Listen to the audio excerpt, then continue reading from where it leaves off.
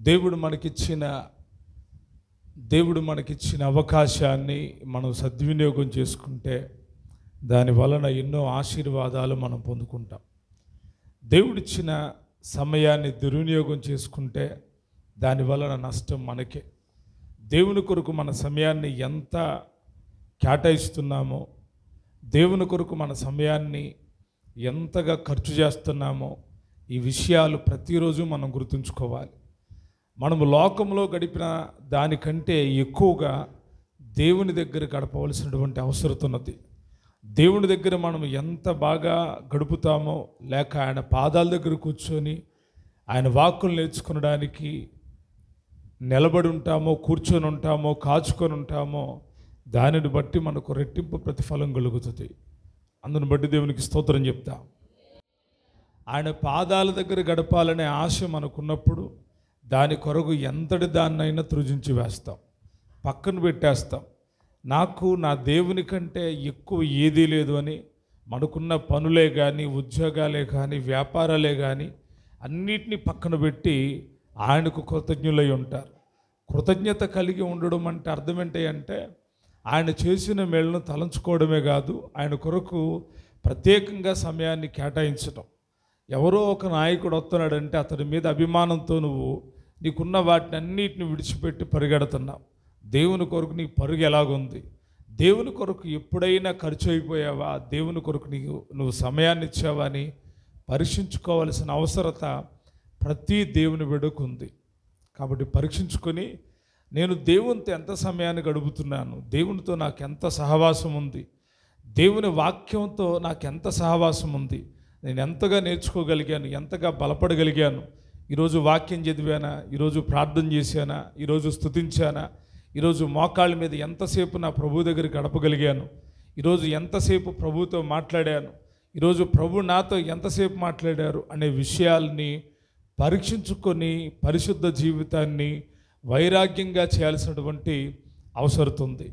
ఒకవేళ నువ్వు గనక దేవునితో మాట్లాడకపోతే ఆ రోజు నీకు చీకటే. ఒకవేళ నీతో దేవుడు మాట్లాడకపోయినా ఆ రోజు నీకు చీకటే. ఎందుకనంటే దేవుని పిల్లలు అనుదినం దేవుడితో మాట్లాడేటువంటి అనుభవాన్ని కలిగి ఉండాలి. దేవునితో మాట్లాడేటువంటి వాళ్ళు ఎలాగుంటారయ్య అంటే దేవుని యొక్క స్వభావాన్ని ధరించుకొని ఉంటారు. ఆ తగ్గింపు, ఆ విధేయత, ఆ యొక్క స్వచ్ఛత ఆ పిల్లల్లో కనపడుతుంది. నీవు కనుక దేవుడితో మాట్లాడట్లేదు అంటే నీ మార్గం నీకే తెలియదు, నువ్వెక్కడికి వెళ్తున్నావో నీకే తెలియదు. కాబట్టి దేవుని పిల్లలు దేవుని వాక్యంతో అనుబంధాన్ని కలిగి దేవునితో మాట్లాడడం అనేది నేర్చుకోవాలి. మంచిది. ఈ దినం కొరకైన వాక్య భాగాన్ని మనం ధ్యానం చేద్దాం. హెబ్రీలకు రాసినటువంటి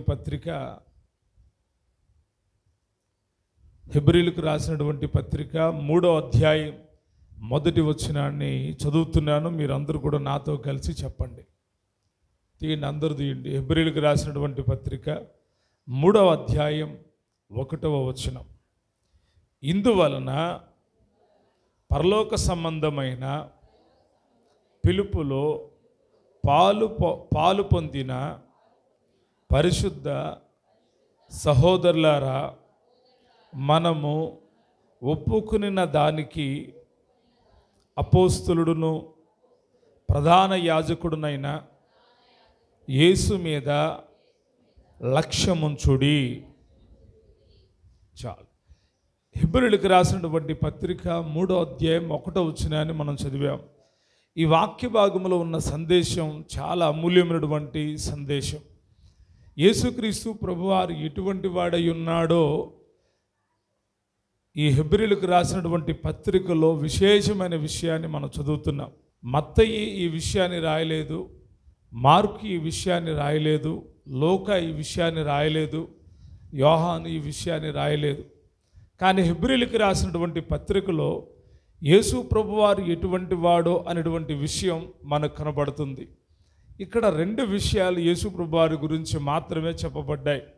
ముందుగా ప్రస్తావిస్తూ మాట్లాడుతున్నాడు కదా, ఇందువలన అంటున్నాడు. అంటే ఆ ముందు వచనాన్ని కూడా ధ్యానించినప్పుడు ఇందువలన అనేటువంటి విషయం మనకు అర్థమవుతుంది. అక్కడ ఒక సంబోధన జరుగుతూ ఉంది. ఏంటంటే పరలోక సంబంధమైన పిలుపులో పాలు పొందిన పరిశుద్ధ సహోదరులారా అంటున్నాడు. పరలోక సంబంధమైన పిలుపు ప్రతి ఒక్కరికి ఉంది. కానీ ఆ పిలుపునకు లోబడేవాళ్ళు, ఆ పిలుపును విని ఆయనను వెంబడించేటువంటి వాళ్ళు చాలా అరుదుగా ఉన్నారు. లోకములో ఎన్నో కార్యాలు చేస్తూ ఉన్నారు. లోకములో చాలా ప్రయాసలు పడుతూ ఉన్నారు. చాలా పిలుపులు ఉన్నాయి, చాలా చోట్లకు వెళుతూ ఉన్నారు. కానీ పరలోక సంబంధమైన పిలుపులోకి వచ్చేటువంటి వాళ్ళు కొద్దిమందే. ఆ పరలోక సంబంధమైన పిలుపుని వినేటువంటి వాళ్ళు కూడా కొద్దిమందే. అయితే పరలోక సంబంధమైన పిలుపు పొందినటువంటి సహోదరులారా, మనం ఒప్పుకున్న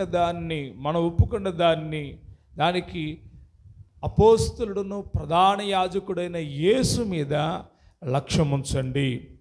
యేసు ప్రభు వారి గురించి మనం చాలా విషయాలు తెలుసుకొని ఉంటాం. అయితే ఈరోజు చాలా ప్రాముఖ్యమైన విషయాన్ని మనం తెలుసుకోబోతూ ఉన్నాం. ఈ భక్తుడు రాస్తూ ఉన్నాడు, యేసుక్రీస్తు ప్రభువారు ఒక అపోస్తలుడు అని. ఈ భక్తుడు చెప్తా ఉన్నాడు, యేసుక్రీస్తు ప్రభువారు ప్రధాన యాజకుడు అని. ఎందుకు ఈ ప్రస్తావన చేస్తూ ఉన్నాడు? అపోస్తలుడు అనే విషయం మనము మత్తయి సువార్త నుండి హెబ్రీయులకు రాసినటువంటి పత్రిక వరకు కూడా చదివితే యేసుక్రీస్తు ప్రభువారు అపోస్తలుడు అని రాయబడలేదు. మరి ఎందుకు ఈయన అపోస్తలుడు అని రాశాడు? నిజంగా యేసుక్రీస్తు ప్రభువారు అపోస్తలుడైనా? అసలు అపోస్తలుడు అంటే ఎందుకు, ఆయన ఎందుకు అపోస్తలుడయ్యాడు అనే విషయాన్ని ఈ ఉదయకాలాన మనం ధ్యానం చేయబోతూ ఉన్నాం. ఎందుకంటే అపోస్తలులు ప్రవక్తలు వేసిన పునాది మీద మన ఆధ్యాత్మిక జీవితం అనేది కట్టబడతా ఉంది. కాబట్టి మనము ప్రతిదాన్ని పరీక్షించుకోవాలి. అపోస్తలుడు, మొదటి అపోస్తలుడు ఎవరైనా ఉన్నారంటే ఆయన యేసుక్రీస్తు ప్రభువారు మాత్రమే. యేసుక్రీస్తు ప్రభువారు అపోస్తలుడిగా కనబడుతూ ఉన్నాడు, ఆయన ప్రధాన యాజకుడిగా కనబడుతూ ఉన్నాడు. ఈ ఉదయకాలాన మనం ఆయన ఎలాగ అపోస్తలుడయ్యాడు, అపోస్తలుడుగా ఎలా ఎంచబడ్డాడు, అపోస్తలత్వం ఆయనకు ఎలాగో దొరికింది. దైవ గ్రంథంలో మనం చదివితే యేసుక్రీస్తు ప్రభువారు 12 మందిని పిలిచాడు. ఎంతమందిని పిలిచాడు చెప్పండి? ఎంతమందిని పిలిచాడు? 12 మందిని పిలిచి వారికి అపోస్తలత్వాన్ని అప్పగించాడు. ఆ 12 మంది యొక్క పేర్లు ఒకసారి చదువుదాం. మత్తయి సువార్త 10వ అధ్యాయం 2వ వచనం. నేను చదువుతున్నాను, నాతో పాటు చెప్పండి. ఆ 12 మంది అపోస్తలుల పేర్లు ఏమనగా, మొదట పేతురు అనబడిన సీమోను, అతని సహోదరుడుగు ఆంద్రెయ, జబదేయ కుమారుడుగు యాకోబు, అతని సహోదరుడుగు యోహాను, ఫిలిప్పు, బర్తొలొమయి, తోమా, సుంకరి అయిన మత్తయి, అల్ఫయి కుమారుడుగు యాకోబు, తద్దయి అను మారుపేరు గల లెబ్బాయి, కానానీయుడైన సీమోను, ఆయనను అప్పగించిన ఇస్కరియోతు యోధా. ఈ 12 మందిని ఆయన ఏమన్నాడంటే అపోస్తులు అన్నాడు. ఆ 12 మంది అపోస్తుల పేర్లు ఏమనగా అన్నాడు, ఈ 12 మందిని అపోస్తులుగా ఆయన పిలుచుకున్నాడు, ఏర్పాటు చేసుకున్నాడు. ఈ 12 మంది అపోస్తుల్ని ఆయన నియమించుకున్నాడు. ప్రకటన గ్రంథంలో కూడా చదివితే ఆ పట్టణము దగ్గర, ఆ పరలోక పట్టణములో ఆ 12 అపోస్తుల పేర్లు అక్కడ రాయబడి ఉన్నాయి అని రాయబడి ఉంది. అపోస్తలత్వం అనేటువంటిది సామాన్యమైనటువంటి విషయం కాదు. హోదాలు చాలా ఉన్నాయి. దైవ గ్రంథంలో మనం చదివితే ఎఫెసీయులకు రాసిన పత్రికలో సంఘ క్షేమాభివృద్ధి నిమిత్తం 5 రకాలైన హోదా కలిగినటువంటి పరిచర్యలు ఉన్నాయి. అయితే ఈ 5 రకాలైన పరిచర్యల్లో మొట్టమొదటి పరిచర్య అపోస్తుల పరిచర్య. ఏ పరిచర్య? అందరూ చెప్పాలి. ఏ పరిచర్య? అపోస్తుల పరిచర్య. ఈ అపోస్తులు సంఘానికి పునాదిగా ఉన్నారు. క్రీస్తేసే ముఖ్యమైన మూలరాయి అయి ఉండగా అపోస్తులు ప్రవక్తులు వేసిన పునాది మీద మీరు కట్టబడుతున్నారు అని వాక్యంలో రాయబడి ఉంది. మనము కూడా నమ్మాలి. అపోస్తులు వేసిన పునాది, క్రీస్తేసే ముఖ్యమైన మూలరాయి. 12 మంది అపోస్తులే కాకుండా అపోస్తుల కార్యాల నుండి ఇంకా మరి కొంతమంది అపోస్తులుగా ఎంచబడిన వాళ్ళు, అపోస్తులుగా నియమించబడిన వాళ్ళు, అపోస్తులుగా పిలువబడినటువంటి వాళ్ళు కూడా ఉన్నారు. వారు లెక్కలోకి అంటే దైవ గ్రంథంలో ఉన్నప్పటికీ ఈ 12 మంది అపోస్తులు సంఘానికి మూల పునాదులుగాను మూల స్తంభాలుగాను కనపడుతున్నారు. అపోస్తులు ఎందుకు నియమించాడు ఆయన? పాత నిబంధన గ్రంథములో ఇజ్రాయేలుల యొక్క ప్రయాణములో, సంఘము యొక్క ఆరంభములో, అనగా పాత నిబంధన ప్రజలు కూడుకోవలసిన ఆరాధన స్థలం ప్రత్యక్ష గుడారం. ఆ గుడారం అనేటువంటి స్థలములో ఈ 12 గోత్రాల ప్రజల యొక్క ప్రస్తావన మనకు కనబడుతుంది. 12 గోత్రాల ప్రజలు, వారి నాయకులు ప్రభుని ఆరాధించేటువంటి పని చాలా విశేషమైంది. ఈ 12 గోత్రాల వారిని కానానుకైనా నడిపించాలని ఆశపడ్డాడు. అలాగనే క్రొత్త నిబంధన గ్రంథంలో క్రీస్తు అనే సంఘానికి పునాది రాయి క్రీస్తు ప్రభువారై ఉంటే, అపోస్తులు ప్రవక్తలు వేసిన పునాది మీద కట్టబడుతున్నారు. ప్రతి ఒక్కరూ గమనించాలి, మనము దేనిపైన కట్టబడుతున్నామో గమనించాలి. అపోస్తుల బోధలో ఉన్నారా, లేకపోతే సాతాను యొక్క బోధలో ఉన్నారా? ఎందుకంటే కడవరి దినాల్లో అపోస్తుల యొక్క వేషాన్ని ధరించుకొని సాతానుడు తిరుగుతూ ఉన్నాడు.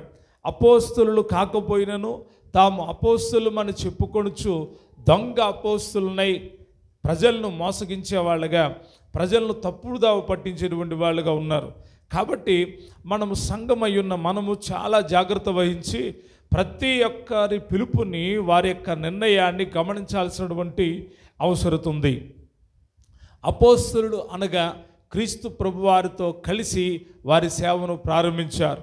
వారు క్రీస్తు ప్రభువారి యొక్క పునాది రాయి మీద వారు 12 రాళ్ళు, ప్రత్యేకమైన రాళ్ళుగా వాళ్ళు కట్టబడ్డారు.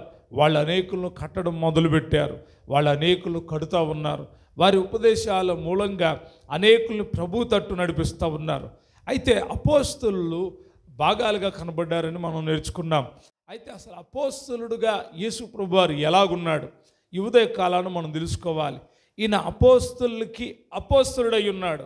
మొదటి అపోస్తలుడు ఎవరు అంటే ఒకవేళ పేతురనో యాకోబనో మనం చెప్పగలుగుతామేమో, కానీ చెప్పవలసిన లోతైన సత్యం ఏంటంటే మొదటి అపోస్తలుడు యేసు క్రీస్తు ప్రభువారు మాత్రమే. 2 చేతులెత్తి గట్టిగా స్తోత్రాలు చెల్లిద్దాం. గట్టిగా. మొదటి అపోస్తలుడు యేసుక్రీస్తు ప్రభువారే. ఆయనలో ఎన్నో అనుభవాలు మనం నేర్చుకోగలుగుతాం. యేసుక్రీస్తు ప్రభువారు ఒక అపోస్తలుడిగా కనబడుతున్నాడు. ఎలాగా ఈయన అపోస్తలుడయ్యాడు అని అంటే, ప్రతి వ్యక్తి మనం గమనించాలి. ఒక వ్యక్తి టీచర్ అయితే ఆ టీచర్ అవ్వడానికి కొన్ని అర్హతలు ఉంటాయి, కొన్ని పరీక్షలు ఉంటాయి. అవన్నీ రాసి ఆ స్టడీ చేస్తేనే వాళ్ళు టీచర్ అవుతారు. ఒక వ్యక్తి లాయర్ అవ్వాలంటే ఆ వ్యక్తి ఎంతో స్టడీ చేసి తన ఆ లాయర్కి, ఆ హోదాకి కావలసిన డిగ్రీస్ సంపాదిస్తేనే అతడు లాయర్గా పిలువబడతాడు. మరి డాక్టర్ని మనం గమనిస్తే డాక్టర్ కూడా అంతే. డాక్టర్ వృత్తి కూడా చాలా విలువైంది. దాని కొరకు చాలా కష్టించాలి, ప్రయాసపడాలి, పరీక్షలు రాయాలి. అప్పుడు ఆ తదుపరి వాళ్ళు డాక్టర్స్గా పిలువబడతారు. ఈ రీతిగా ప్రతి హోదా వెనుక పరీక్షలు, అనుభవాలు చాలా ప్రాముఖ్యమైనటువంటివి. ఆ పరీక్షల్లో ఎవరైతే ఉత్తీర్ణులు అవుతారో, ఆ పరీక్షల్లో ఎవరైతే సక్సెస్ అవుతారో వారు ఆ హోదాకు సంబంధించిన పిలుపును, లేక ఆ హోదాకు సంబంధించినటువంటి ఆ డిగ్రీని పొందుకొని ఉంటారో దాన్ని బట్టి వారు పిలువబడతారు. వాళ్ళు ఒకవేళ లాయర్ వృత్తిలో కనుక వాళ్ళు ఉత్తీర్ణులై ఉంటే వాళ్ళు లాయర్స్గా పిలువబడతారు. ఒకవేళ వాళ్ళు ఒక డాక్టర్ వృత్తిలో ప్రావీణ్యులైతే, పరీక్షల్లో పాస్ అయ్యి మంచి దానికి సంబంధించిన విషయాల్లో ర్యాంక్ సంపాదిస్తే వాళ్ళు డాక్టర్స్గా పిలువబడతారు. అందరూ ఆ వృత్తిలో డాక్టరేట్ సంపాదించాలని ప్రయత్నం చేస్తారు. కానీ అందరికీ సాధ్యం కాదు, కొందరికే సాధ్యం అవుతుంది. అలాగని మనము వేరుగా చూడకూడదు. దాని కొరకు వాళ్ళు ప్రయాసపడ్డారు, దాన్ని బట్టి సంతోషించాలి. ప్రయాసపడినందువల్ల ప్రతిఫలం రాకపోతే మరొకటి ఎంచుకోవడంలో తప్పులేదు. అంతేగాని నేను ఈ గ్రూప్ చదివారండి, ఈ గ్రూపులో ఏం జాబులు దొరకట్లేదు అని ఖాళీగా కూర్చునే కంటే మరొక గ్రూప్ని ఎదుర్కొని మరొక ఆప్షన్ ఎదుర్కొని జీవనోపాధి కొరకే ప్రయాసపడాల్సిన అవసరత మనిషికి ఉంది. అది ఒక జ్ఞానవంతుడు మాత్రమే చేస్తాడు. వింటున్నారా? ఒక జ్ఞానవంతుడు ఏం చేస్తాడు అంటే, ఓహో నాకు ఈ వేలో మంచి జాబ్ ఏం దొరకలేదు, ఈ వేలో మంచి పని ఏం దొరకలేదు, కాబట్టి నేను చదువుకున్నది ఈ వేకి సంబంధించిన దారే కాబట్టి ఇక ఈ దారిలో నేను వెళతాను అని మూర్ఖత్వంగా కూర్చుంటే అది అజ్ఞానానికి గుర్తు. ఈ దారి నన్ను సరిగ్గా నా సంపాదనకు సరిగ్గా లేదు అనుకుంటే మరొక ఆప్షన్ ఎంచుకోవాలి. జ్ఞానవంతుడు ఎప్పుడూ కూడా సోమరితనంగా ఉండడు. జ్ఞానవంతుడు తనకున్న కొద్ది కాలాన్ని ముందుగానే సద్వినియోగం చేసుకుంటాడు. సంపాదన విషయంలో జాగ్రత్త కలిగి ఉంటాడు. హోదా విషయంలో తనకున్న ఆ స్థాయిని పోగొట్టుకోడు. నువ్వు ఒక మంచి విశ్వాస హోదాలో ఉంటే ఆ స్థాయిని పోగొట్టుకోకూడదు. ఒక మంచి పరిచారకుడు హోదాలో ఉంటే ఆ స్థాయిని పోగొట్టుకోకూడదు. ఒక మంచి నమ్మకమైన వ్యక్తిగా ఉంటే ఆ నమ్మకత్వాన్ని ఆ స్థాయిని పోగొట్టుకోకూడదు. అపోస్తలత్వాన్ని యూదా ఇస్కరియోతు పోగొట్టుకున్నాడు. తన్ను తాను చంపుకొని తన్ను తాను ఆత్మహత్య చేసుకొని మనస్తాపం చెందిన వాడై తన అపోస్తలత్వాన్ని పోగొట్టుకున్నాడు. యేసుతో నడిచిన, యేసుతో జీవించిన అపోస్తలత్వాన్ని పోగొట్టుకున్నాడు. అపోస్తలత్వం అనేది చాలా విలువైనటువంటిది. పాత నిబంధన గ్రంథములో అపోస్తలుడు అనే పదం మనం చదవం. క్రొత్త నిబంధనలో ఈ 10వ అధ్యాయంలో మనం చదువుతాం, యేసుక్రీస్తు అపోస్తలుడు అనే విషయాన్ని మనం చదవం. ఆయన ఎక్కడో కూడా నేను అపోస్తలుని అని చెప్పలేదు. కానీ ప్రవక్తల ద్వారా పరిశుద్ధాత్మ ద్వారా ఆయన తెలియపరిచిన సంగతి ఏంటంటే, మనము లక్ష్యత పట్టాల్సిన వాడు యేసు, ఆయన అపోస్తలుడును ప్రధాన యాజకుడునై ఉన్నాడు అని చెప్తున్నాడు. యేసు ప్రభువారంటే మనకు తెలుసు, కానీ యేసు ప్రభువారిలో ఉన్న అనేక అనుభవాలు ఉన్నాయి. ఆ అనుభవాల్లో ఒక అనుభవం, ఒక హోదా ఏంటంటే ఆయన అపోస్తలుడు. ఆయన ఎవరు? అపోస్తలుడు. అపోస్తలుడు అంటే అర్థం ఏంటంటే పంపబడినవాడు అని అర్థం. అందరూ చెప్పాలి, ఏమన్న అర్థం? పంపబడినవాడు అని అర్థం.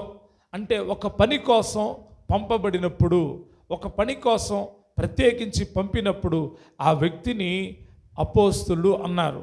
ఈ 12 మందిని ఆయన పిలిచి ఒక తాటి మీదకి తీసుకుని వచ్చి వారిని పంపుతున్నాడంట.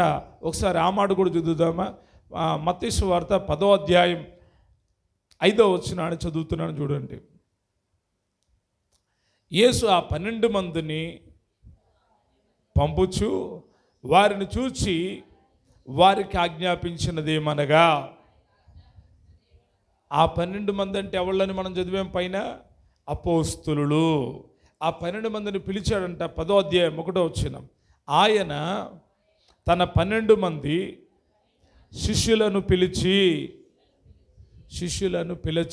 శిష్యులను ఆ 12 మందిని పంపుచు అని రాయబడి ఉంది. కాబట్టి మనం గమనించాలి, మొట్టమొదటిగా అపోస్తలుడికి ఉండాల్సినటువంటి లేక అపోస్తలుడిగా పిలువబడినటువంటి వాళ్ళకి, అపోస్తలుగా ప్రత్యేకించబడిన వాళ్ళ జీవితంలో వాళ్ళు ఎవరు అంటే పంపబడిన వాళ్ళు. ఎవరు వాళ్ళు? అపోస్తలులు అంటే ఎవరు? పంపబడినవాడు. అందరూ చెప్పాలి, ఎవరు? పంపబడినవాడు. పంపబడడం యేసు ప్రభువారి జీవితంలో ఎలా జరిగింది అంటే, యేసే అంటాడు కదా, నేను నా అంతట రాలేదు, నా తండ్రి నన్ను పంపాడు. ఒక 2-3 రిఫరెన్సులు ఆధారంగా చెప్తాను, చదువుదాం. యోహాను సువార్త 4వ అధ్యాయం 34వ వచనం. నేను చదువుతున్నాను, నాతో పాటు చెప్పండి. యేసు వారిని చూచి, నన్ను పంపిన వాని చిత్తము నెరవేర్చుటయు ఆయన పని తుదముట్టించుటయు నాకు ఆహారమయ్యున్నది. అలాగనే 5వ అధ్యాయం 24వ వచనం కూడా చదువుతున్నాను, నాతో పాటు చెప్పండి. నా మాట విని నన్ను పంపిన వాని యందు విశ్వాసముంచువాడు నిత్య జీవము గలవాడు. అలాగే 37వ వచనం కూడా చదువుతున్నాను, గమనించండి. మరియు నన్ను పంపిన తండ్రియే నన్ను గూర్చి సాక్ష్యం ఇచ్చుచున్నాడు. 6వ అధ్యాయం 38వ వచనం. 6వ అధ్యాయం 38వ వచనం. నా ఇష్టమును నెరవేర్చుకున్నటకు నేను రాలేదు, నన్ను పంపిన వాని చిత్తము నెరవేర్చుటకే పరలోకము నుండి దిగి వచ్చి తిని. ఇప్పుడు ఈ చదవబడిన వాక్య భాగాలను మనం గమనిస్తే మీరు తర్వాత ధ్యానం చేయండి. ఆ వాక్య భాగాల్లో రాయబడిన మాట ఏంటి అంటే, నా అంతట నేను రాలేదు, నా తండ్రి నన్ను పంపించాడు. నా తండ్రి నన్ను ఏం చేశాడు? పంపించాడు. ఈయన అపోస్తలుడు అనబడ్డానికి ఆధారమైన మాట, ఆయన పంపబడ్డాడు. ఎక్కడ నుండి అంటే పరలోకము నుండి భూలోకమునకు ఆయన పంపబడ్డాడు. పరలోకము నుండి భూలోకానికి ఆయన పంపబడ్డాడు. ఆయన చెప్తున్నాడు, యేసే చెప్తున్నాడు కదా, నా తండ్రి నన్ను పంపించాడు, నా అంతటా నేను రాలేదు, నా తండ్రి పని మీద నేను వచ్చాను. తండ్రి నాకు ఒక పనిని అప్పగించి నన్ను పంపించాడు, అందుకే నేను వచ్చాను. అపోస్తలులు పంపబడ్డారు ఆయన పని నిమిత్తమై. తండ్రి ఏదైతే అప్పగించాడో ఆ పని చేయడానికి యేసుక్రీస్తు ప్రభువారు పంపబడిన వాడిగా ఉన్నాడు. యేసుక్రీస్తు ఈ లోకమునకు వచ్చాను అని మనం చదువుతున్నాం. అది సువార్తలకు భాగమే. అయితే ఆయన పంపబడ్డాడు. ఇది ఉపదేశంలోను సువార్తలోను ప్రత్యేకమైన భాగమై ఉంది. ఆయన పంపబడ్డాడు అనేటువంటి విషయం అవిశ్వాసులకు అర్థం కాదు. ఆయన వచ్చాడు అంటే అర్థమవుతుంది. ఆయన పంపబడ్డాడు అంటే ఆయన ఈ లోకానికి వచ్చిన కారణం ఏంటో మనకు అర్థమవుతుంది. యేసుక్రీస్తు ప్రభువారు పంపబడ్డాడు అంటే ఆయన ఈ లోకానికి వచ్చిన ప్రత్యేక విషయాలేవో మనకు అర్థమవుతాయి, మనం తెలుసుకోగలుగుతాం. అపోస్తలుడు అంటే పంపబడినవాడు. ఎవరు? పంపబడినవాడు. అపోస్తలుకి ఉన్న విశేషత ఏంటంటే వాళ్ళు పంపబడుతారు. వాళ్ళని పరిశుద్ధాత్ముడు పంపిస్తాడు. అపోస్తలులు 12 మంది మాత్రమే కాకుండా వారి తరువాత చాలామంది పంపబడ్డారు. స్టెఫను పంపబడ్డాడు, పౌలు పంపబడ్డాడు, శీల పంపబడ్డాడు, బర్నబా పంపబడ్డాడు. ఇలాగ వీళ్ళందరూ అపోస్తలత్వాన్ని కలిగిన వాళ్ళే ప్రభు యొక్క పరిచయం చేశారు. అపోస్తలులు అంటే పంపబడిన వాళ్ళు. వారికి దేవుడు ప్రత్యేక అధికారాలనిచ్చి ప్రత్యేక ఉపదేశాన్ని ఇచ్చి ఆయన వారిని పంపాడు. రెండవదిగా అపోస్తలులత్వం కలిగిన వాళ్ళు ఉండాల్సిన విషయం ఏంటంటే వారు దేవుని ఆత్మ కలిగిన వాళ్ళై ఉండాలి. అనగా పరిశుద్ధాత్మ చేత నింపబడిన వాళ్ళై ఉండాలి. మొదటికి యేసుక్రీస్తు ప్రభువారు పంపబడ్డాడు అని మనం తెలుసుకుంటున్నాం. రెండవ విషయాన్ని మనం గమనించినప్పుడు ఆయన పరిశుద్ధాత్మ చేత నింపబడిన వాడిగా కనబడుతున్నాడు. ఎలాగ చదువుదాం ఒకసారి. మత్తయి సువార్త 3వ అధ్యాయం 16వ వచనంలో ఈ చక్కటి విషయం కనబడుతుంది. ఒకసారి తీద్దామా? మత్తయి సువార్త 3వ అధ్యాయం 16వ వచనం నేను చదువుతున్నాను, నాతో పాటు చెప్పండి. యేసు బాప్టిజం పొందిన వెంటనే నీళ్ళలో నుండి ఒడ్డునకు వచ్చెను.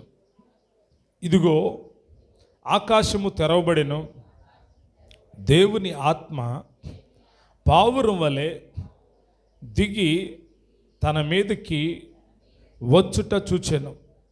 మరియు ఇదిగో ఈయనే నా ప్రియకుమారుడు, ఈయన యందు నేను ఆనందించుచున్నానని ఒక శబ్దము ఆకాశము నుండి వచ్చెను. రెండవదిగా మనం గమనించాల్సిన విషయం, యేసుక్రీస్తు ప్రభువారు అపోస్తలుడు అనబడడానికి ప్రత్యేకమైన ఓ కారణం ఏంటంటే ఆయన ఆత్మచేత నింపబడ్డాడు. తండ్రి యొద్ద నుండి పంపబడ్డాడు కదా, ఆయనలో పరిశుద్ధాత్ముడు లేడా? లేకపోతే ఆయన పరిశుద్ధాత్ముడు ఆయనలో లేడా? పరలోకం నుండి వచ్చాడు కదా, ఆత్మచేత, గర్భములో ఆత్మచేత ఉన్నటువంటి వాడు. మరలా పరిశుద్ధాత్మ అవసరత ఏమై ఉంది? పరిశుద్ధాత్మ శక్తి వలన యేసుక్రీస్తు ప్రభువారు జన్మిస్తే మరలా ఆత్మ ద్వారా జన్మించబడినటువంటి ఆయన మీదకు ప్రత్యేకంగా పావురం వలె పరిశుద్ధాత్ముడు దిగి రావడం అనేది ఓ ప్రత్యేకతను చూపుతూ ఉంది. వారు ఉపవాసం ఉండి ప్రార్థన చేస్తూ ఉన్నప్పుడు ఇదిగో పౌలును బర్నబాను నా పని కొరకు ప్రత్యేకపరచుడని పరిశుద్ధాత్మ దేవుడు వారితో మాట్లాడాడంటండి, వారిని దర్శించాడంట. పాత నిబంధన కాలంలో పరిశుద్ధాత్మ దేవుని యొక్క పనులు వేరుగా ఉన్నాయి. క్రొత్త నిబంధన గ్రంథములో పరిశుద్ధాత్ముడి యొక్క పనులు వేరుగా ఉన్నాయి. దేవుని యొక్క ఆత్మ క్రొత్త నిబంధనలో యోహాను దైవాత్మ చేత నింపబడిన వాడై ఉన్నాడు. అతడు తల్లి గర్భములో ఉన్నప్పుడే దేవుని ఆత్మ చేత అభిషేకించబడ్డాడు. ఆ తదుపరి యేసుక్రీస్తు ప్రభువారు పరలోకము నుండి ఆకాశము తెరవబడుటయు పరిశుద్ధాత్మ పావురం వలె ఆయన మీదకు దిగి వచ్చుటయు మనం ఇక్కడ గమనిస్తూ ఉన్నాం. ఎందుకు పరిశుద్ధాత్ముడు? ఆయన పరిశుద్ధాత్మ మూలముగానే జన్మించినటువంటి వాడు కదా. ఆయన పరిశుద్ధాత్మ ద్వారా గర్భము ధరించబడినటువంటి వాడు కదా. కానీ ఆయన ఎందుకు మరలా ఆత్మచేత అభిషేకించబడ్డాడు అంటే, ఒక అపోస్తలుడుగా పిలువబడాలి అంటే ఓ ప్రత్యేకమైన అభిషేకం కావాలి. ఆ అభిషేకం ఎక్కడి నుంచి ఎవరు చేయాలి? ఈ అపోస్తలులు మరొక అపోస్తలులను తయారు చేస్తున్నప్పుడు వారి మీద చేతులుంచి వారిని అపోస్తలుగా అభిషేకం చేస్తున్నారు. మరి యేసుని అభిషేకించింది ఎవరు అంటే తండ్రి అయిన దేవుడే పరిశుద్ధాత్మ చేత యేసుక్రీస్తు ప్రభువారిని అభిషేకించాడు. అర్థమైతే గట్టిగా స్తోత్రం చెప్పండి. తండ్రి అయిన యెహోవా దేవుడే యేసుక్రీస్తు ప్రభువారిని పరిశుద్ధాత్మ ద్వారా అభిషేకించాడు. ఎందుకంటే పంపబడిన ప్రతి ఒక్కరికి పరిశుద్ధాత్ముడు అవసరం. యేసుక్రీస్తు ప్రభువారు 12 మంది అపోస్తలు పిలిస్తే వారి పిలుపుల్ని స్థిరపరచడానికి వారితో ఆయన చెప్పిన మాట ఏంటో తెలుసా? ఇదిగో నేను వెళుతున్నాను, పరిశుద్ధాత్ముడు వస్తాడు, పరిశుద్ధాత్ముడు వచ్చే వరకు మీరు యెరూషలేములో కనిపెట్టి ఉండండి, పైనుండి శక్తి పొందుకునే వరకు మీరు యెరూషలేములోనే నిలిచి ఉండండి అని వాళ్ళకు చెప్పి ఆయన వెళ్ళిపోయాడు. ఆయన వెళ్ళిపోయిన తరువాత పెంతెకొస్తు అనే పండుగ దినాన వారు పరిశుద్ధాత్మ చేత నింపబడ్డారు. గట్టిగా స్తోత్రం చెల్లిద్దాం. వారు మాత్రమే కాదు, వారితో ఉన్న వాళ్ళు కూడా నింపబడ్డారు. వీరు ప్రత్యేకమైన అభిషేకముతో నింపబడ్డారు. ఎందుకో తెలుసా? అందరూ నింపబడ్డవారే, కానీ ఈ 12 మంది అపోస్తలుల మీదకి దేవుడు ప్రత్యేకమైన అభిషేకాన్ని ఉంచాడు. ఎందుకో తెలుసా? వీరి నోట వాక్శక్తిని ఉంచాడు. వీరు అద్భుతాలు చేస్తున్నారు, వీరు సూచక్రియలు చేస్తున్నారు.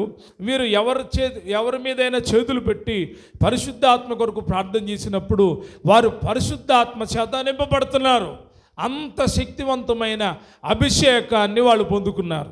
మరి యేసుక్రీస్తు ప్రభువారిని ఎవరు అభిషేకించారు? పంపింది దేవుడే, అభిషేకించింది కూడా దేవుడే. యెహోవా దేవుడే అభిషేకించాడు. యేసుక్రీస్తు ప్రభువారిని పరిశుద్ధాత్మ చేత అభిషేకించాడు. ఇప్పుడు మనం నింపబడుతున్న పరిశుద్ధాత్ముడు పరము నుండి వచ్చినటువంటి వాడే, కానీ భూమి మీద సంచారం చేస్తున్నటువంటి వాడు. ఒకప్పుడు పరిశుద్ధాత్ముడు భూమి మీద సంచారం మనుషుల మధ్యలో ఉంది. అయితే క్రొత్త నిబంధనలో యేసుప్రభు వారి కాలంలో పరిశుద్ధాత్మ దేవుడు యేసుప్రభు వారి మీద ఉంటే శిష్యుల్లో లేడు. ఎందుకంటే వాళ్ళు పరిశుద్ధాత్మ అవసరత వాళ్ళకి ఏర్పడలేదు. ఎందుకంటే యేసుక్రీస్తు ప్రభు వారే నేరుగా వాళ్ళ ఎదుట ఉన్న తర్వాత, సమస్త జ్ఞానమునకు మించిన యేసయ్యే వాళ్ళ ఎదుట ఉన్న తర్వాత పరిశుద్ధాత్మ సహాయం వాళ్ళకి అవసరం లేదు. అర్థమవుతుందా మీకు? ఆయనే సర్వజ్ఞాని, సర్వసత్యంలోకి నడిపించేవాడు ఆయన. ఆయన అన్నాడు, నేను మిమ్మల్ని సత్యంలోకి నడిపించాను. అయితే పరిశుద్ధాత్ముడు వచ్చి మిమ్మల్ని ఎక్కడికి నడిపిస్తాడని చెప్తున్నాడు? సర్వసత్యములోనికి నడిపిస్తున్నాడు అన్నాడు. అంటే వారి నడక, వారి అపోస్తలే కానీ వారి నడక అక్కడితో ఆగల. వారిని సర్వసత్యములోకి నడిపించడానికి పరిశుద్ధాత్ముడు అవసరం.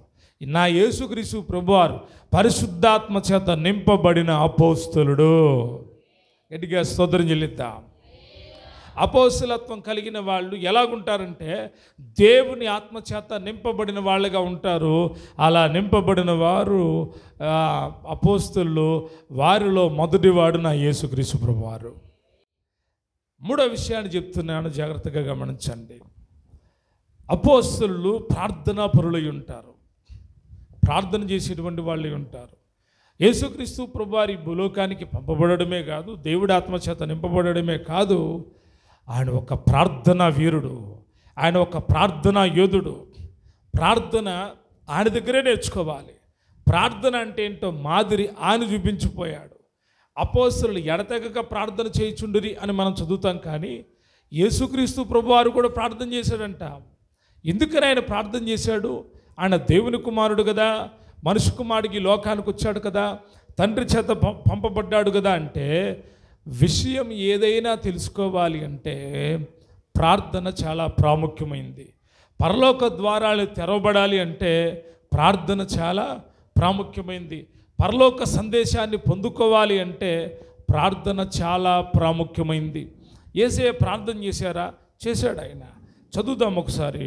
ఆయన పెందల కాడనే లేచి ఇంకను చాలా చీకటి ఉండగానే బయలుదేరి అరణ్య ప్రదేశమునకు వెళ్ళి అక్కడ ప్రార్థన చేయుచుండెను. లోకాసు వార్త 6వ అధ్యాయం 12వ వచనాన్ని చదువుతున్నాను, గమనించండి. ఆ దినముల యందు ఆయన ప్రార్థన చేయుటకు కొండకు వెళ్ళి దేవుణ్ణి ప్రార్థించుటయందు రాత్రి గడిపెను. అలాగనే 5వ అధ్యాయం 16వ వచనంలో కూడా ఒక మాట ఉంటుంది, చదువుదాం. ఆయన ప్రార్థన చేయుటకు అరణ్యంలోనికి వెళ్ళుచుండెను. ఇంకా చాలా రిఫరెన్స్లు ఉన్నాయి. ఆయన ప్రార్థన చేశాడు అనడానికి చాలా ఆధారాలు ఉన్నాయి. అపోస్తలులు ప్రార్థనలో, వాక్య పరిచర్యలో ఎడతెగకున్నారంట. యేసుక్రీస్తు ప్రభువారు మొదటి అపోస్తలుడిగా మాదిరికరంగా కనపడుతున్నాడు. ఆయన ఒక ప్రార్థనా వీరుడు. గట్టిగా స్తోత్రం చెల్లిద్దా. ఆయన ఉదయం చీకటిగా ఉన్నప్పుడే అరణ్యానికి వెళ్ళి ప్రార్థన చేస్తూ ఉన్నాడు. రాత్రి కొండకు వెళ్ళి ఒక్కడే ఒంటరిగా ప్రార్థన చేస్తూ ఉన్నాడు. శిష్యుల్ని వెంట పెట్టుకొని వెళ్ళిన సందర్భం మనకి గెత్సెమనే తోటలో కనబడుతుంది. అంతకు మునుపు ఆయన ఒక్కడే ఒంటరిగా వెళ్ళి ఒంటరిగా ప్రార్థన చేసేటువంటి అనుభవాన్ని కలిగి ఉన్నాడు. ఎందుకు ఆయన అనుభవాన్ని కలిగి ఉన్నాడు? ఆయన ఎందుకు ఒంటరిగా ప్రార్థన చేస్తూ ఉన్నాడు అంటే ఒక విషయం చెప్తాను. 6వ అధ్యాయం 12వ వచనంలో, ఆ దినముల యందు ఆయన ప్రార్థన చేయుటకు కొండకు వెళ్ళి దేవుని ప్రార్థించడం యందు రాత్రి గడిపెను. ఉదయమైనప్పుడు ఆయన తన శిష్యులను పిలిచి వారిలో 12 మందిని ఏర్పరిచి వారికి అపోస్తలులు అను పేరు పెట్టాను. ఈ మాట బాగా అండర్లైన్ చేసుకోండి. ఏం పేరు పెట్టాడంట? వారిని అన్నాడు అపోస్తలులు అని పేరు పెట్టాడు. వాళ్ళ పేర్లు ఉన్నాయి, మొట్టమొదటి మనం చదివాం. అయితే ఆయన ఆ రాత్రి ప్రార్థన చేసి ఉదయకాలాన ఆ 12 మందిని శిష్యులను ఆయన తన శిష్యులను పిలిచి వారిలో 12 మందిని ఏర్పాటు చేసి, అంటే 12 మంది కంటే ఎక్కువే ఉన్నారు శిష్యుల సంఖ్య. అయితే వారిలో 12 మందిని ఏర్పరిచి వారికి అపోస్తలులు అని పేరు పెట్టాడంట. ఏమని పేరు పెట్టాడు అంటే, అపోస్తలులు అని పేరు పెట్టడానికి ముందు ఆయన చేసిన పని ఏంటి చెప్పండి? ఏం చేశాడు? ప్రార్థన చేశాడు. ప్రార్థన చేయకుండా వారిని అపోస్తలులుగా నియమించలేదు ఆయన. ఆయన ప్రార్థనా పరుడు. ఆయన ప్రార్థన చేసేటువంటి వాడు. ఒక పని అప్పగించడానికి ముందు, దేవుని పని విషయంలో ఒక పనిని మరొకరికి అప్పగించడానికి ముందు ప్రార్థన చాలా ప్రాముఖ్యమైంది. ప్రార్థన చాలా ప్రాముఖ్యమైంది. ఒకసారి ఒక మాట చదువుదాం. అపోస్తలుల కార్యాలు 13వ అధ్యాయం 2వ వచనం చదువుతున్న నాతో పాటు చెప్పండి. వారు ప్రభువును సేవించుచు ఉపవాసము చేయుచుండగా పరిశుద్ధాత్మ నేను బర్నబాను సౌలును పిలిచిన పని కొరకు వారిని నాకు ప్రత్యేకపరచుడని వారితో చెప్పాను. అంతటా వారు ఉపవాసం ఉండి ప్రార్థన చేసి వారి మీద చేతులుంచి వారిని పంపిరి. ఇప్పుడు యేసుక్రీస్తు ప్రభువారు 12 మంది అపోస్తలులను పంపడానికి ముందు ఆయన ప్రార్థన చేశాడు. ఆయన ప్రార్థన చేసి వారికి అపోస్తలులని పేరు పెట్టి వారిని పంపడం మొదలుపెట్టాడు.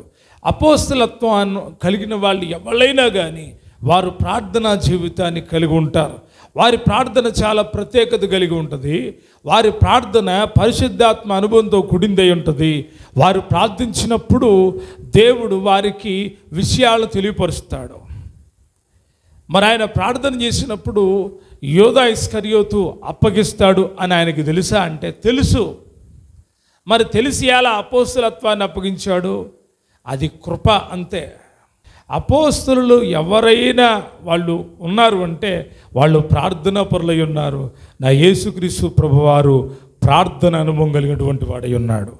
తండ్రి యొద్ద నుండి అన్నీ తెలుసుకోగలిగిన శక్తి కలిగినటువంటి వాడు, పరిశుద్ధాత్మను పొందుకున్నాడు. తరువాత ప్రార్థనా జీవితాన్ని కలిగి ఉన్నాడు. ప్రార్థన చేస్తున్నాడు. ప్రార్థన ఎందుకు ఆయనకి ప్రార్థన అంటే ఆయనకి ప్రార్థన అవసరం.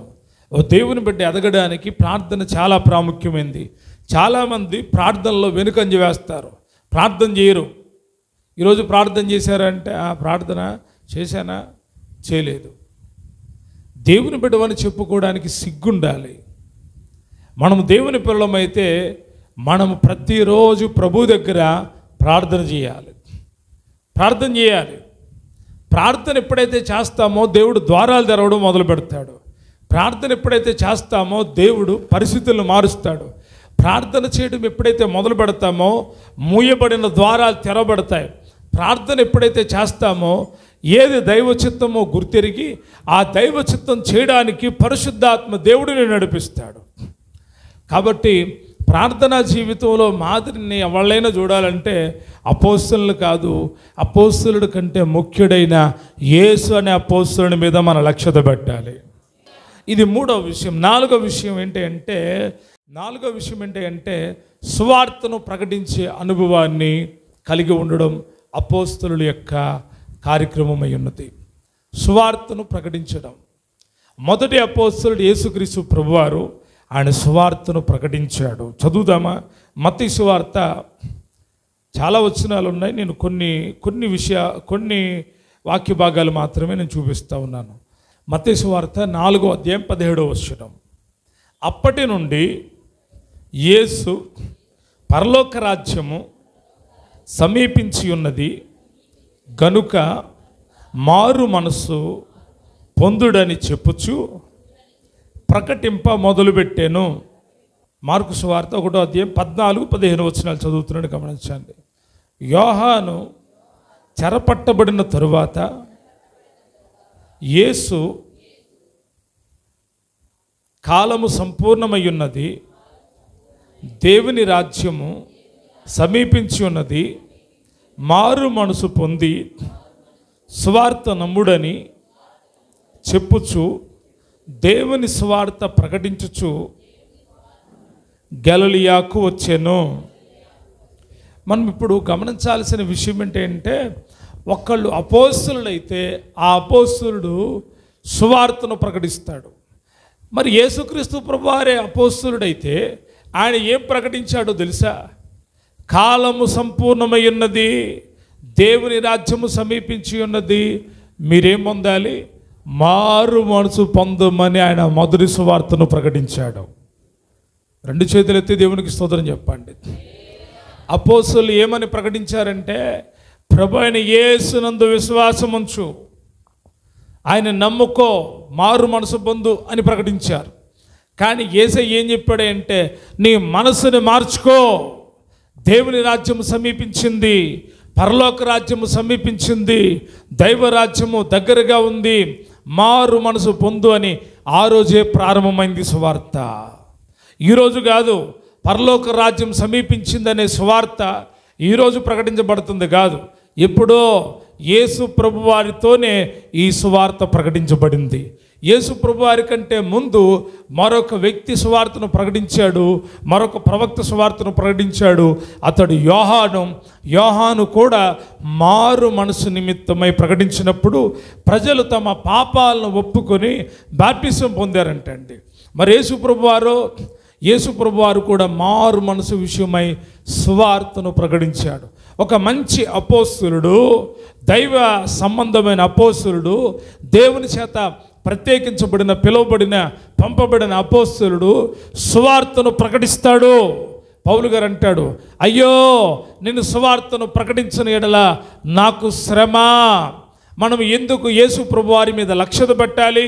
మనం అపోస్తులు కాదు, మీరు అపోస్తులు కాదు, మరి ఎందుకు అపోస్తులుడును ప్రధాన యాజకుడైన యేసు మీద లక్ష్యం ఉంచాలి అంటే ఆయన చేసిన ప్రతి పని నువ్వు జరిగించాల్సినటువంటి వ్యక్తివై ఉన్నావు. ఆయన ప్రార్థించాడు, నువ్వు ప్రార్థించాలి. ఆయన పరిశుద్ధాత్మ చేత నింపబడ్డాడు, నువ్వు నింపబడాలి. ఆయన సువార్తను ప్రకటించాడు, నీవు ప్రకటించాలి. అపోస్తులైతేనే ప్రకటించాలి కాదు, సువార్తను ప్రకటించాలి. సువార్తని ఏం చేయాలి? ప్రకటించాలి. పాస్టర్ గారేనండి ప్రకటించేది, మేము ప్రకటించలేము. ప్రకటించే విధానంలో రకరకాలైన అనుభవాలు ఉన్నాయి. సమరేశ్వరి మారి ఊరిలోకి వెళ్ళి ఏం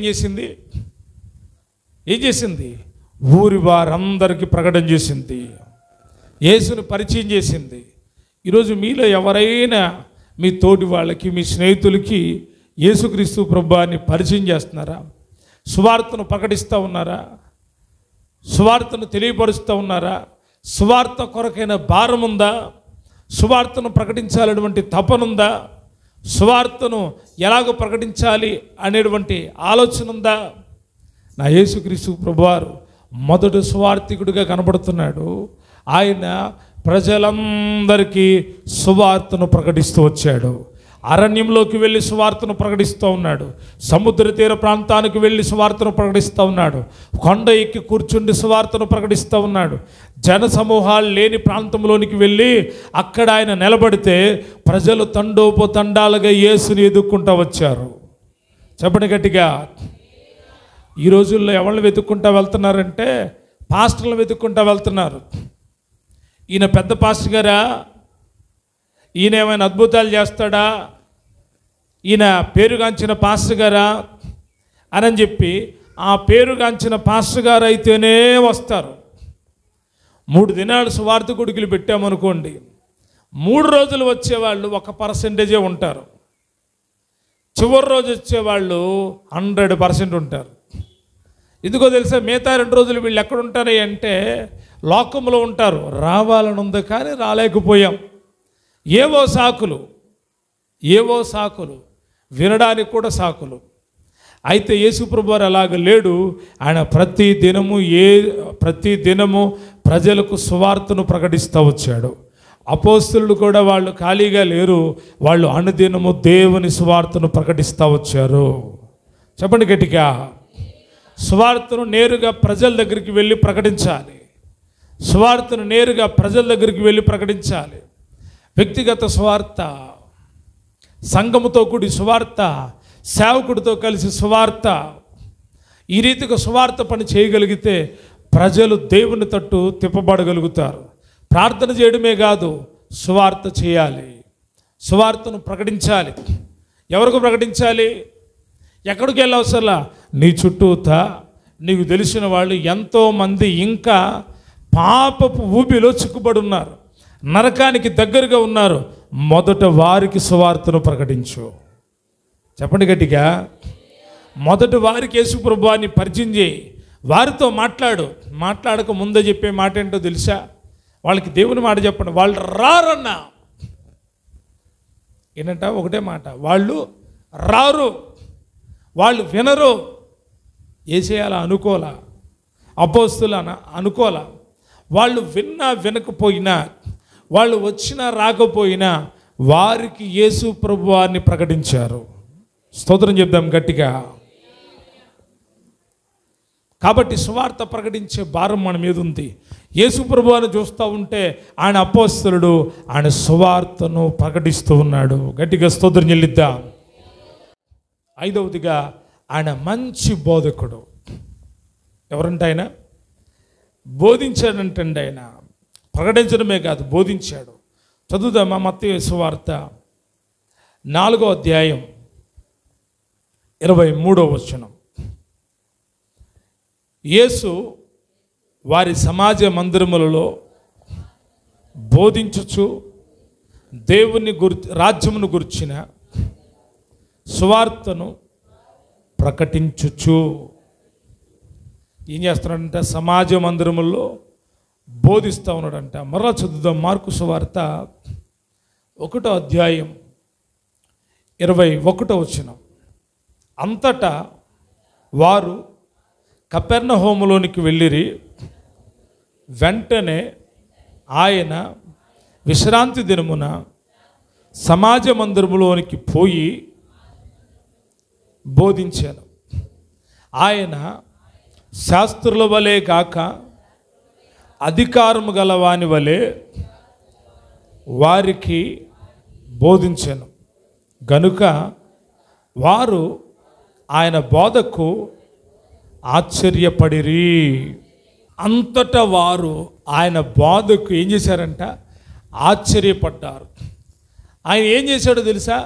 సమాజ మందిరములో వారు ప్రతి విశ్రాంతి దినాన కూడుకున్నప్పుడు ఆ సమాజ మందిరములోనికి వెళ్ళి వారికి వాక్యాన్ని బోధిస్తూ ఉన్నాడు. ఏం చేస్తూ ఉన్నాడు చెప్పాలి? ఏం చేస్తూ ఉన్నాడు? శాస్త్రులకి ఆశ్చర్యం కలిగిందంటండి. ఎందుకంటే శాస్త్రులు పాండిత్యం కలిగినటువంటి వాళ్ళు, ధర్మశాస్త్రం అంతా బాగా చదివినటువంటి వాళ్ళు, వాళ్ళకంటే అధికంగా బోధించే వాళ్ళు ఇంకెవరు లేరు. వాళ్ళంతా ప్రావీణ్యత కలిగినటువంటి వాళ్ళు. కానీ నా యేసయ్య బోధిస్తూ ఉంటే వారికి ఆశ్చర్యం కలిగింది. గట్టిగా 2 చేతులు ఎత్తి. వాళ్ళకి ఆశ్చర్యం కలిగింది. కొన్నిసార్లు బాధ విన్నప్పుడు ఆశ్చర్యం కలుగుతుంది. ఏంటి ఇంత గొప్ప విషయమా అనడని. ఆయన శాస్త్రుల వలె కాక అధికారం గల వాని వలె బోధించాడు. అధికారం కలిగిన బోధ ఆయన చేశాడు. మరొక చాట అంటారు కదా, ఇదిగో బోధకుడా నీవు మొహమాటం లేకుండా బోధించేవాడు అని మేము మెరుగుదుము. ఏంటంటే వాళ్ళకేం తెలుసు? నువ్వు మొహమాటం లేకుండా బోధించేవాడివి. మొహమాటం అంటే ఏంటో తెలుసా? అక్కడ ఎవరో రక్త సంబంధికులు ఉండారని, అక్కడ ఎవరో బంధువులు ఉండారని, అక్కడ ఎవరో ఆయన గురించి తెలిసిన వాళ్ళు ఉన్నారని, తల్లి ఉందని, తండ్రి ఉందని, అన్న ఉన్నాడని, తమ్ముడు ఉన్నాడని మొహమాటం కలిగి బోధ చేయట్లా. ఒకరోజు చాలా బిజీగా ఉన్నాడు యేసయ్య. ఒకడు వచ్చి చెప్తున్నాడంటే, అయ్యా నీ తల్లి నీ సహోదరులు వచ్చారంటే ఆయన వెంటనే ఏం చేయాలి? ఓహోహో మా అమ్మగారు వచ్చారా, ఏయ్ జరగండి రా బాబు జరగండి, వాళ్ళని తీసుకురండి అనలా. ఎవరు నా తల్లి, ఎవరు నా సహోదరులు? నా తండ్రికి నాకు ఇష్టమైన పనులు చేసేవాళ్ళే నా తల్లి నా సహోదరులు అన్నారు. ఎంత అద్భుతమైన విషయం అంటే ఆయన చూసి భయపడేవాళ్ళు. ఎందుకో తెలుసా? ఆయన నోటి మాట నుంచి బయలుపెడుతున్నప్పుడు దయ్యాలు పారిపోతూ ఉన్నాయి. ఆయన నోటి మాటతో శాసించినప్పుడు సముద్రములో తుఫాను ఆగిపోయింది. ఎన్నో అద్భుతాలు జరిగినాయి.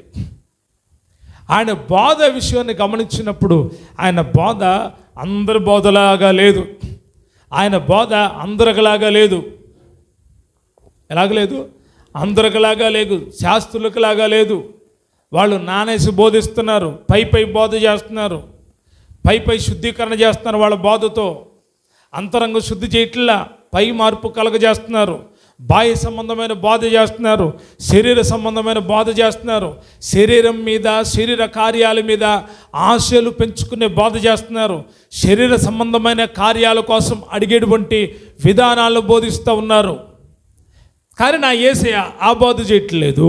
ఆయన పరలోకానికి చేరే బోధ చేస్తున్నాడు. చెప్పండి గట్టిగా. పరిశుద్ధపరిచే బోధ చేస్తున్నాడు, పవిత్రపరిచే బోధ చేస్తున్నాడు, నిర్మలంగా మనసును శుద్ధీకరించుకునే బోధ చేస్తున్నాడు. ఆయన మాటలు విన్న శాస్త్రులకి, పరిచయులకి కోపం వచ్చి మండిపడ్డారు. ఎందుకో తెలుసా? వారి జీవితాలను ఎత్తి చూపిస్తూ ఆయన మాట్లాడాడు. అయ్యో శాస్త్రులారా, పరిచయులారా, మీరు నిలువుటంగీలు ధరించుకొని మీరు వెళ్ళరు కదా, వెళ్ళే వాళ్ళను కూడా వెళ్ళనీయకుండా మీ జ్ఞానము చేత పరలోకపు తలుపులు మీరు మూసివేస్తున్నారు అని వారిని హెచ్చరించినప్పుడు వారికి ఆయన మీద కోపం వచ్చింది. బోధ అంటే మామూలుది కాదు. బోధ చాలా బాధపడుతుంది. బోధలో ఎన్నో విషయాలు ఉంటాయి. కొంతమందికి బోధ నచ్చదు, కొంతమందికి బోధ నచ్చదు. వారు తమకు అనుకూలమైన బోధన పోగు చేసుకుంటారు, వారికి నచ్చిన బోధన పోగు చేసుకుంటారు. అప్పుడప్పుడు చూస్తూ ఉన్నప్పుడు వాట్సాప్లో స్టేటస్ పెడతారు. ఏంటా వీళ్ళు ఇది పెట్టారంటే వాళ్ళకు నచ్చిన బోధ అది, ఇతరులకు చెప్పే బోధ కాదు, అది వాళ్ళకు నచ్చిన బోధ. కొంతమంది పౌలు గారు చెప్తాడు, ఇదిగో తిమోతి, మనుషులు కల్పనా కథల వైపు తిరుగు కాలం వచ్చింది. వారు తమ కొరకు ఆరోగ్యకరమైన బోధకు చెవినిగా దురద చెవులు గలవారై తమకు అనుకూలమైన బోధను పోగు చేసుకునే దినాలు వచ్చినాయి. ఈరోజు కూడా పరిస్థితి ఎలాగుందంటే, ఎవరినైనా గద్దిస్తే సంఘానికి రావట్లేదు, ఎవరినైనా హెచ్చరిస్తే సంఘములో కనబడట్లేదు. నీ బుద్ధి మార్చుకో, నీ బ్రతుకు మార్చుకో, ఇది మంచి పని కాదు, ఇది మంచి విషయం కాదు అంటే వినడం లేదు.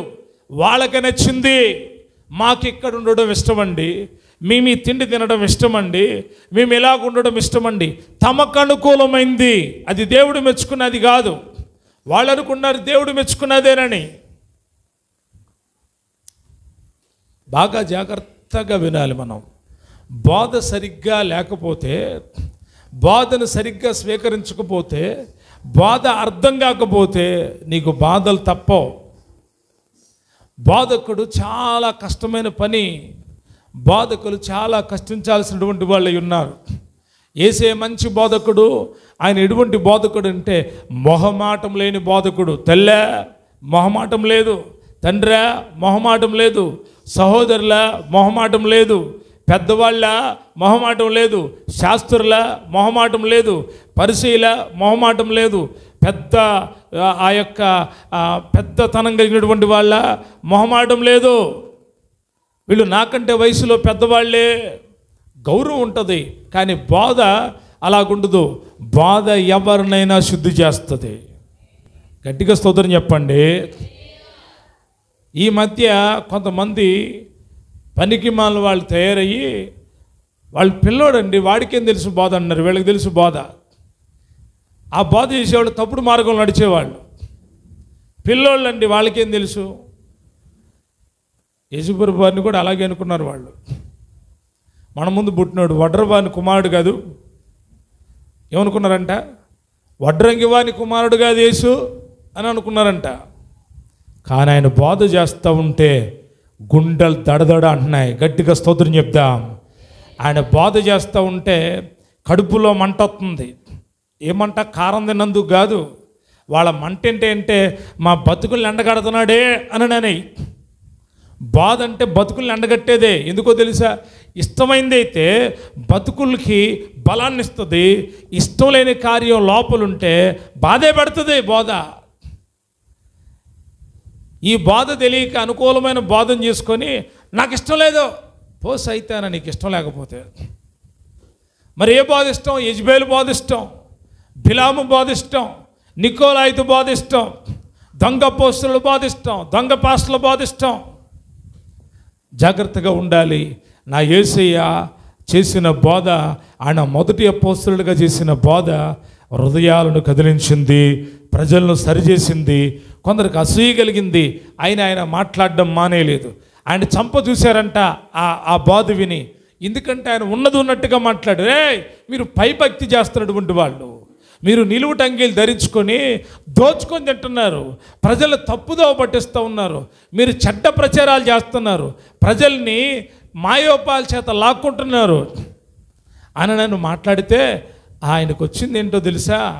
అవార్డు రాలా, రివార్డు రాలా, లేకపోతే గొప్పగా పొగళ్ళ, ఆయనను చంప చూశారు.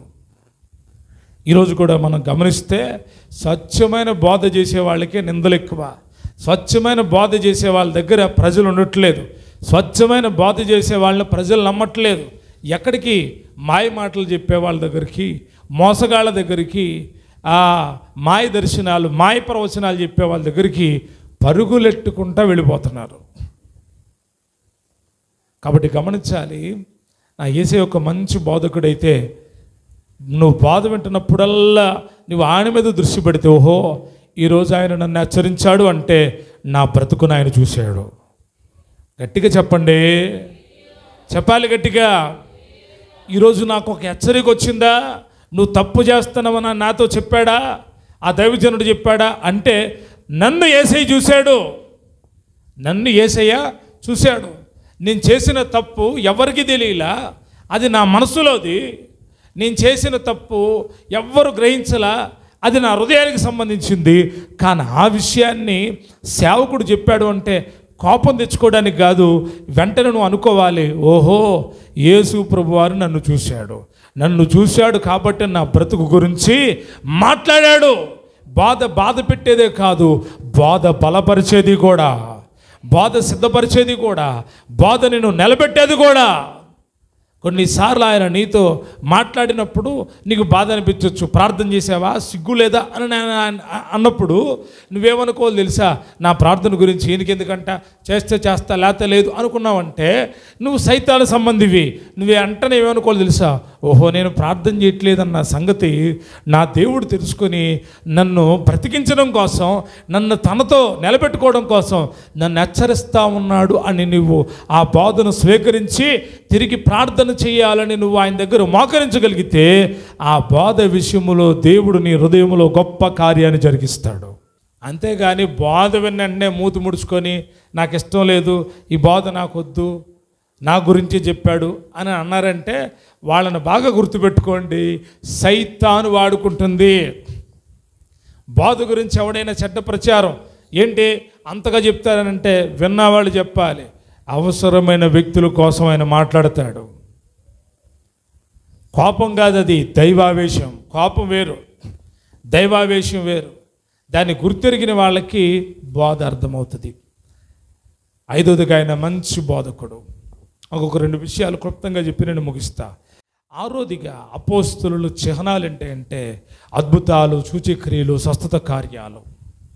ఇవన్నీ నా యేసయ్య జరిగించాడు. గట్టిగా స్తుతి చెల్లిద్దాం.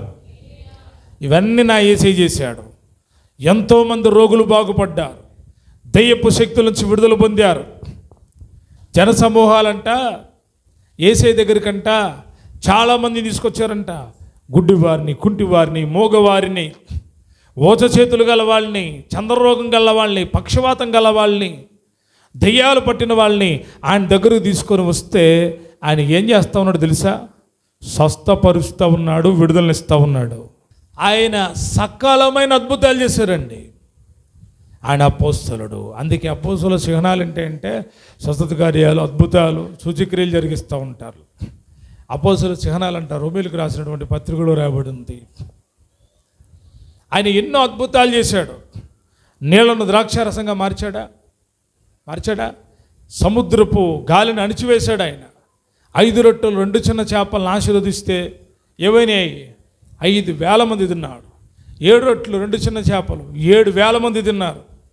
సూచక క్రియలు, అద్భుతాలు, ఆయన ఎన్నో కార్యాలు చేశాడు. యోహాను అంటాడు, ఆయన చేసిన కార్యాలు రాయాలి అంటే భూలోకమంత పుస్తకమైనా కూడా ఆయన కార్యాలు వివరించలేం.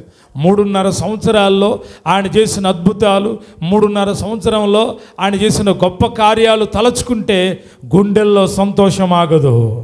గట్టిగా దేవునికి స్తోత్రం చెల్లిద్దామా? ఎలుగెత్తి స్తోత్రం చెల్లిద్దామా? ఆయన నేటికి అనేకమైన అద్భుతాలు చేస్తూ ఉన్నాడు. అద్భుతాలు, ఆశ్చర్య కార్యాలు చేయాలి అంటే నా యేసయ్యకే సాధ్యము. ఈరోజు అపోస్తలులైనా, సువార్థికులైనా, ఎవరైనా అద్భుతాలు, స్వస్థత కార్యాలు జరిగిస్తున్నారు అంటే ఒక్క యేసు నామములోనే. ఎందుకంటే ఆయన అపోస్తలుడై ఉన్నాడు. స్తోత్రం చెల్లిద్దా. ఆ అపోస్తలులకు అధికారం ఇచ్చాడంట. మత్తయి సువార్త 10వ అధ్యాయం 1వ వచనంలో చదివితే ప్రతి విధమైన రోగమును, దయ్యమును వెళ్ళగొట్టడానికి ఆయన వారికి అధికారం ఇచ్చాడు. అధికారం ఇవ్వడానికి ఆయన అపోస్తలుడు. ఆయన వారికి మాదిరించాడు. ఇదిగో దయ్యాలు వెళ్ళిపోవడం వాళ్ళు చూశారు, రోగాలు పోవడం వాళ్ళు చూశారు, చనిపోయిన వారు లేవడం వాళ్ళు చూశారు, అపోస్తలుడు చూశారు. వాళ్ళు యేసయ్య చేసిన వాటి కంటే అధికమైన కార్యాలు చేశారు. గట్టిగా స్తోత్రం చెప్పండి.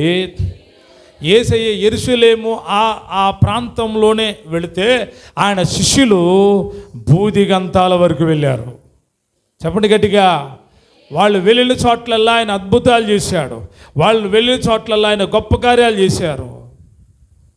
పౌలు నడికట్టు పట్టుకోగానే స్వస్థతలంట. వస్త్రాలు పట్టుకుంటే స్వస్థత. పేతురు యోహాను వెళ్తున్నప్పుడు వారు నీడబడినప్పుడు స్వస్థత. వారు మాట్లాడినప్పుడు స్వస్థతలు. దేవుడే స్వస్థపరిచేవాడు, అపోస్తలులు స్వస్థత పరిచేవారు. 7వ విషయం చెప్పి ముగిస్తా. ఆయన నిజమైన అపోస్తలుడు. ఎందుకో తెలుసా? ప్రాణత్యాగము చేశాడు. తన ప్రాణాన్ని ప్రేమనిదించుకోలేదు, కానీ ప్రాణాన్ని అప్పగించాడు.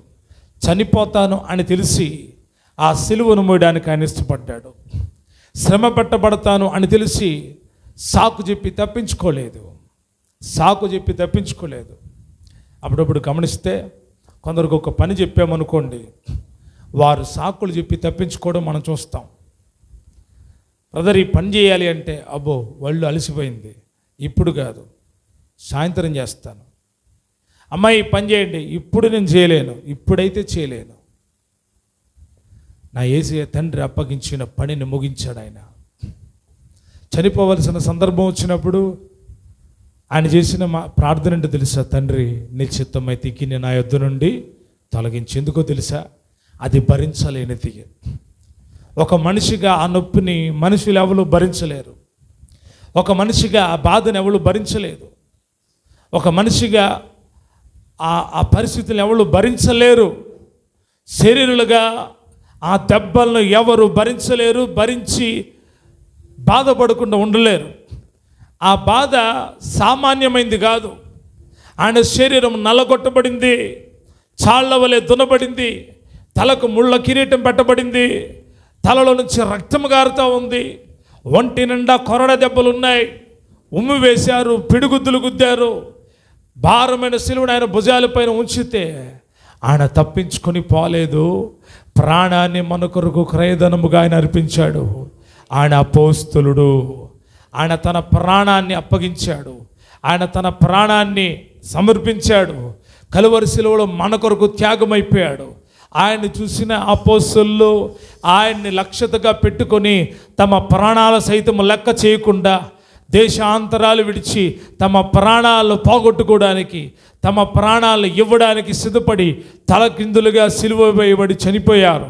తల శిరఛేదనం చేయబడి చంపబడ్డారు. రాళ్లతో కొట్టబడి చంపబడ్డారు. నూనెలో వేయబడి చంపబడ్డారు. రంపములతో కోయబడి చంపబడ్డారు. బల్లెపుతో పోటుతో పొడబడి చంపబడ్డారు.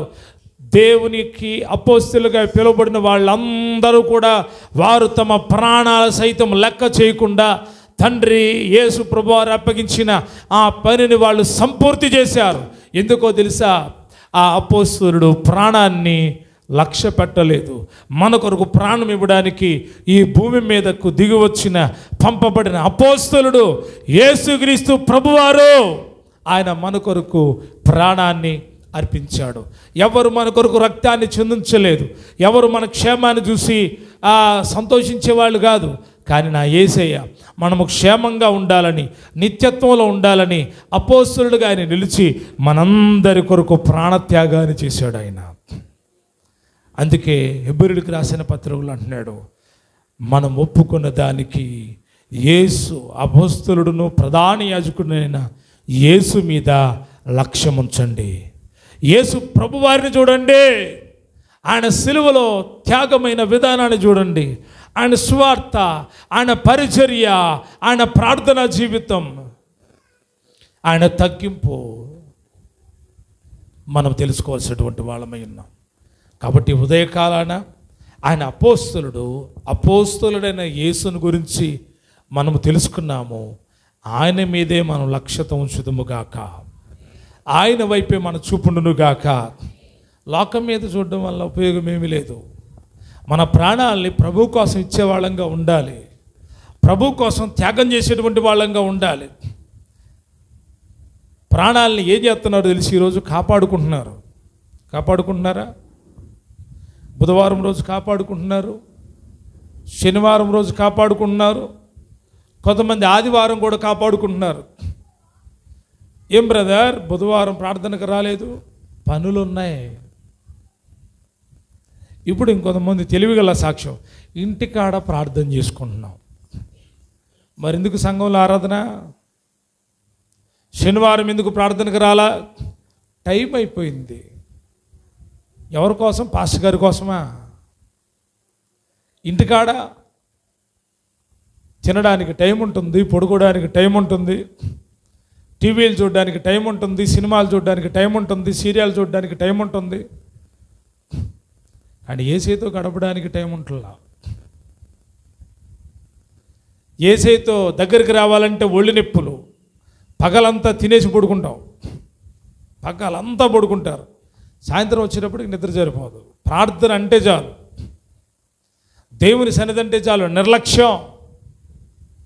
జీవితం మార్చుకోవాలి. త్యాగం చేయకపోతే, కష్టపడకపోతే సంపాదన రాదు. కూర్చుంటే వచ్చేస్తుందా? ఒక మాట చెప్పండి. కూర్చొని ఉంటే వస్తుందా? ఏం చేయాలి? కష్టపడితే ధనం వస్తుంది, కష్టపడితే ఆశీర్వాదం వస్తుంది. నువ్వు ఒక ఆదివారం పూటే ఏదో అర్పణ బలిలాగా వచ్చేసి అలా బొమ్మలాగా కనబడి హల్లెలూయా ఆరాధన అనేసి వెళ్ళిపోతే దానివల్ల ఉపయోగం లేదు. నీవు దేవునితో గడపాల్సిన ప్రతి దినం లెక్కించబడుతుంది. దేవునితో నువ్వు ఎంత సన్నిహితంగా ఉన్నావో దేవుడు చెప్తూ ఉంటాడు. అసలు మీ మీ మీ నడవడికి చెప్పేస్తుంది మీరు ఎంత భక్తిపరులో, మీరు ఎంత ఆసక్తి గలవాళ్ళో మీ నడవడికి చెప్పేస్తుంది. వేరే చెప్పాలి, మీరు ఇంకొక సాక్ష్యం చెప్పాల్సిన అవసరం, సాకులు చెప్పాల్సిన అవసరం లేదు. మిమ్మల్ని గురించి దేవుడు చెప్పేస్తాడు. దానియేలంట ఇట్టి శాసనము సంతకం చేయబడినని తెలిసిన దానియేలు ఆయన విడిచిపెడతలేదు. తన ఇంటికి వెళ్ళి యథాప్రకారముగా రోజుకి 3 మార్లు ప్రార్థన చేస్తూ ఉన్నాడు. రోజుకి ఎన్నిసార్లు? 3 మార్లు ప్రార్థన చేస్తూ ఉన్నాడు. అసలు మరణ శాసనమే ఎదురుంటే సింహాల బోన్నుకి వేయబడతారని శాసనం ఉంటే దాన్నే లక్ష్య పెట్టకుండా తన పని తాను చేసుకుంటూ వెళ్తున్నాడు. ఆరాధన అనేది నీ ఆత్మకు దాహాన్ని తీర్చే స్థలం, ఆకలి తీర్చేటువంటి స్థలం. కాబట్టి నాకు తీరిపోయిద్దిలేండి, నాకు యూట్యూబ్లో మెసేజ్ ఉంది, లేకపోతే టెలిగ్రామ్లో మెసేజ్ ఉంది, లైవ్లో మెసేజ్ ఉంది, ఇంకొక మెసేజ్ ఉంది అని ఇంటికాడే కూర్చున్నాం అనుకో, కాళ్ళు ఇడిగిపోయి నడుము పడిపోయి రాలేకపోతే ఓకే, నీకు లైవ్ ప్రోగ్రామ్ ఓకే, అన్నీ బాగుండి ఏదో ఈరోజు వాక్యం వినేసా హ్యాపీనెస్ అని అనుకుంటే దేవుడు నిన్ను చూస్తున్నాడు, నీ భక్తికి ప్రతిఫలం ఇస్తాడు. ఒకరోజు తూ అని ఉమ్మేస్తాడు. ప్రార్థన మానేత్తేనా? అవును. దేవుని సన్నిధి అంటే నీకు ఎంత నిర్లక్ష్యమో నేను చెప్పాల్సిన అవసరం లేదు. మీకు లక్ష్యత ఉంటే ఎవడు ఆపలేడు. రాత్రి పగలు పోతే పోయాం దేవుడి కోసం ప్రయాణం చేద్దాం.